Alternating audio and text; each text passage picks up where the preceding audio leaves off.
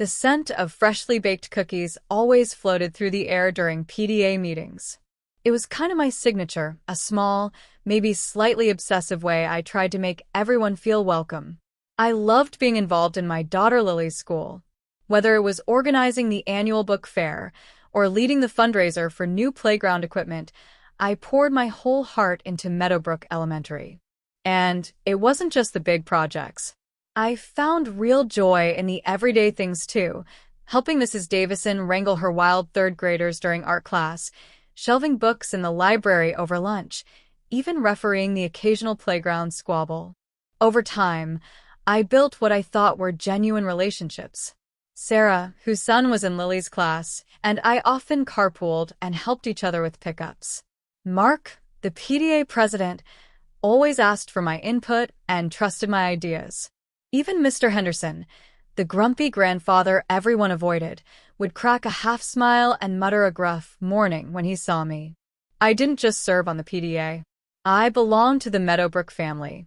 It gave me purpose, connection, and pride, which is why what happened next hit like a punch to the chest. It didn't feel like drama.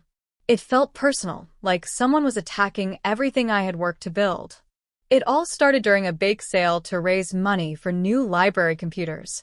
I was behind the table, balancing a tray of cupcakes in one hand and a stack of dollar bills in the other, when I felt someone step up beside me. I looked up, expecting Sarah or Mark. Instead, I was met with a sharp glare of a woman I had never seen before. "You," she said, voice clipped and cold. "You're the one they call Emily." I blinked. "Yes? Can I help you?" I kept my voice light, assuming she was a new parent who didn't know anyone yet. But her tone didn't soften. "I've been hearing things," she said, narrowing her eyes. "Things about you.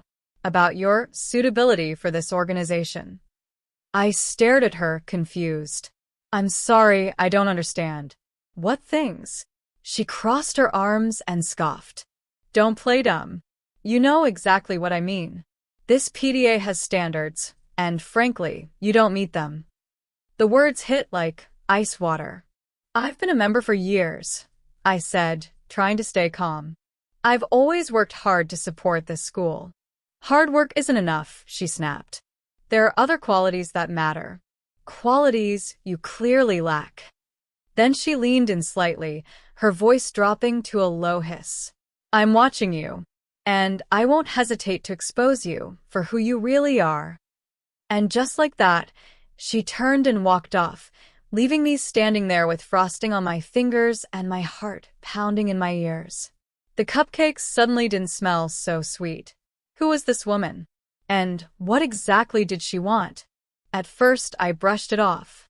Maybe she had me confused with someone else. Maybe she was just having a bad day. It was bizarre, sure, but I told myself not to overthink it. That optimism didn't last long. The very next day, I got the first email. No sender name. No real signature. Just vague accusations typed in bold. They said I was manipulative. That I was using the PTA for personal gain. That people were watching me closely. I sat at my kitchen table staring at the screen, unsure whether to laugh or panic. It didn't stop there. More emails followed, each one more specific. They accused me of bullying volunteers, mismanaging money, and, my favorite, rigging the bake sale. Who even does that? I didn't know where it was coming from, but I could feel the shift.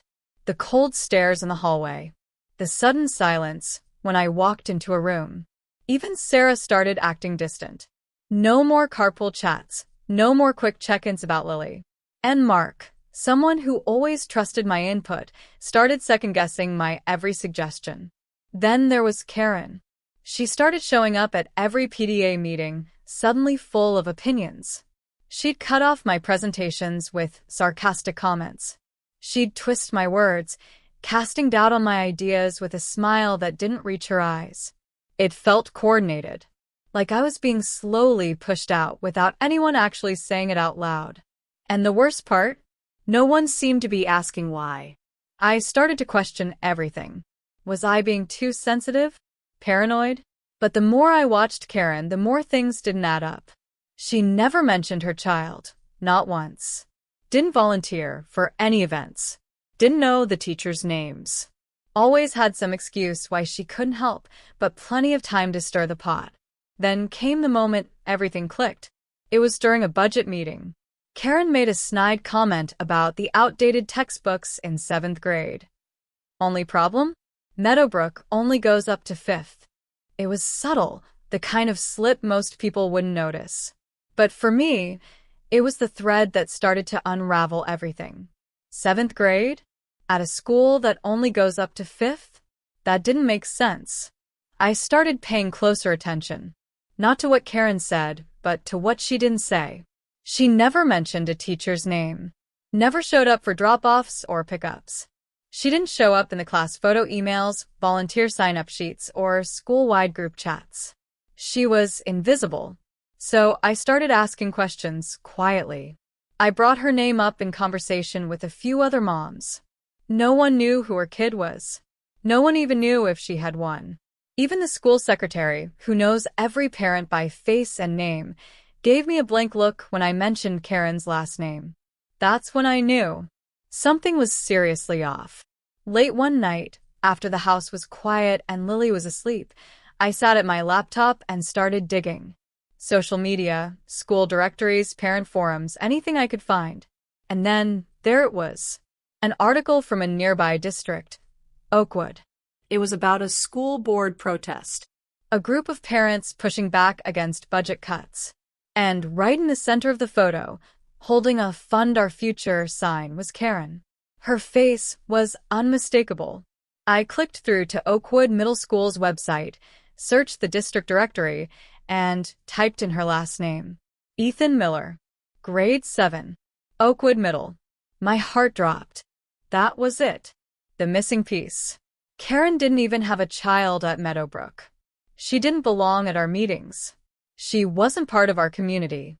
And yet, she had been working from the inside to destroy my reputation. All based on a lie.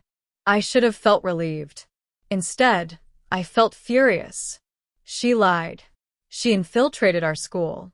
She tried to tear down everything I'd helped build, and she never even had a child there. I wasn't going to let it slide. So I gathered the evidence. I printed the Oakwood article, circled her name, highlighted her face. I saved the school directory with her son's name clearly listed, Oakwood Middle School, 7th grade. No one could deny it now. The next PTA meeting came faster than I expected. I walked into the cafeteria with my documents tucked into a folder under my arm. My heart was pounding, but I had a plan, and the truth on my side. Karen was already there, sitting front and center, smug as ever. Mark called the meeting to order. We moved through the usual agenda: budget updates, volunteer schedules, upcoming events. Then came my turn. I stood up to present a proposal for a new after-school tutoring program. Before I could even finish my first sentence, Karen jumped in. Really, Emily? Another one of your grand ideas? Maybe focus on managing what's already falling apart before adding more to your plate. That was it. The moment I'd been waiting for. I looked right at her. Actually, Karen, I said calmly, I think now's a good time to talk about your role here at Meadowbrook.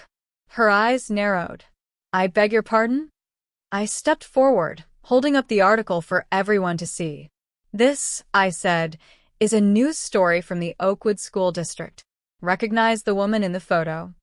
I handed a copy to Mark and placed another on the table where Karen sat. This is you, Karen. Holding a protest sign at a school board meeting. And this, I held up the printed directory, is the Oakwood Middle School listing for your son. Ethan Miller. 7th grade. The room went silent. Karen's face drained of color. Her mouth opened slightly, but no sound came out. You don't have a child at Meadowbrook, I continued. You never did. And yet, you've spent weeks spreading lies, attacking my character, and sabotaging the PTA, all under false pretenses. Whispers broke out across the room. Chairs creaked as people leaned in, eyebrows raised, eyes locked on Karen.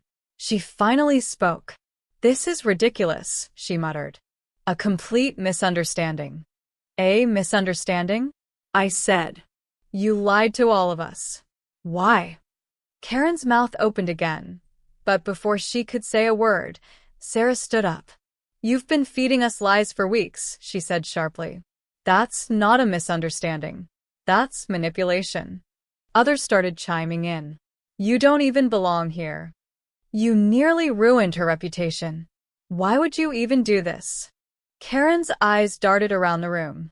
She grabbed her purse, stood up, and hissed, "You're all just a bunch of sheep."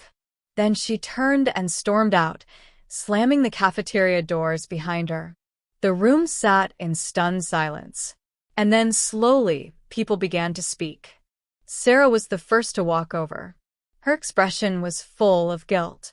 "I'm so sorry," she said softly. "I let her get into my head. I should have known better." Mark followed. He looked stunned and a little embarrassed. "I can't believe I doubted you," he said. "You've done more for this school than anyone I know." One by one, the other parents stepped forward. Some offered apologies. Others offered hugs. Most just looked shaken, not just by Karen's lies, but by how easily they'd been swayed. That moment, standing in that cafeteria, surrounded by people I once felt close to, it hurt. But it also felt like the start of something healing. The PTA voted unanimously to ban Karen from all future school events. Mark even suggested updating the rules to better vet new members, a long overdue change. The emails stopped. The whispers faded. And slowly, things returned to normal. Sarah and I patched things up. We started carpooling again, laughing at the absurdity of the past few weeks. Mark and I worked closely to rebuild the sense of trust and transparency we'd lost. But I wasn't quite the same. I became a little more guarded, a little slower to trust, a little quicker to ask questions. Still, I never let it stop me. I kept volunteering. I kept baking cookies. I kept showing up. Because this wasn't just about me. It was about the kids, the school, the community. Karen tried to break that down, but in the end, all she did was bring us closer together. We started new programs, held more open forums, made sure every parent's voice could be heard, really heard. And though I never saw Karen again, I heard rumors.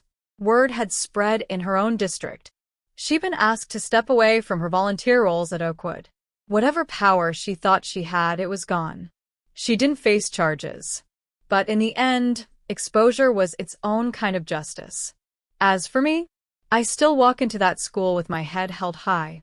And every time I smell a batch of cookies baking in the cafeteria, I remember that even when people try to tear you down, the truth has a way of rising. Just like those cookies, soft, warm, and stronger than they look.